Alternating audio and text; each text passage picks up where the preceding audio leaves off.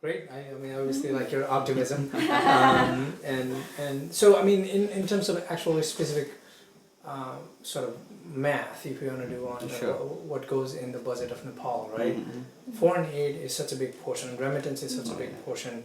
Our economy is, I mean, for the most part, is quite informal, consisting Sure. of a lot of subsistence farmers. Mm. To get to the point where you're talking about, there has to be systemic changes on all those three things, right? Sure. Or many more that impact the economy directly.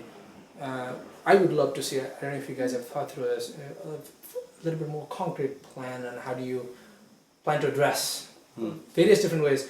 I get the virtuous cycle that you're trying to start, but in and of itself, it may or may not work, or perhaps a lot of these details get lost behind in theoretical constructs. Sure.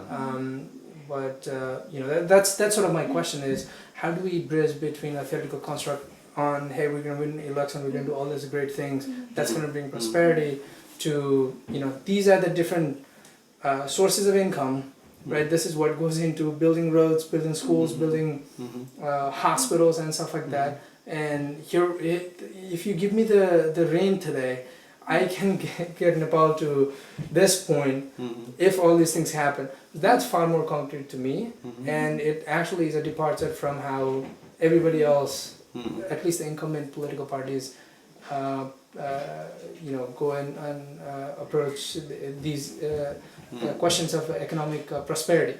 Right, so that's sort of, I guess, how I'm kind of biased towards hearing the answer is. Do you have anything concrete that you can say and point towards that gives me hope that what you are saying will be achieved within our lifetime? So I think for this, like we have the Research and Intelligence Department through the Legislative Board, and they're working on all the specific details. And the major focus of our Research and Intelligence Department are education, health, public administration, economics, infrastructure. That's one more. Yeah. So there's like 5 to 6 departments or the subcategories that we're really focusing on, and they're doing all these like little detailed studies that you're talking about. And right now, it's still in the making. So also some of these budget plans, I don't think they have like fully released. If I'm not wrong, I think they've been investing on that. Our R&D department have been investigating on it. So it's our department is working on it. Right now we cannot give you the exact concrete numbers, but we have a whole team who are experts and strategizing on how to win elections. So this is more of our internal work, and we're making sure that when elections comes, we'll be able to put it out there and say this is how exactly we're going to win. Like, let's say for this constituency or this ward, this particular area needs to have this much done because the last budget was not able to fulfill that. But if we were to do it, we would do it this way. So so this kind of detailed work is being done by a whole department of ours, and it's more on there's still on the research before. So we also believe in preparing and doing our homework before saying something out So immediately. let me add to that. I think, for example, what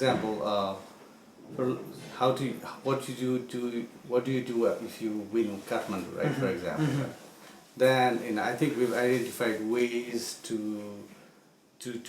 make sure that it's a green city. It becomes a green city, or it becomes a startup city. So we've identified a lot of avenues of what makes a city very sustainable, very 21st century relevant, and actually one of the most beautiful cities in the world, using the heritage, using the environment, using the kind of innovations you need, like in terms of entrepreneurship.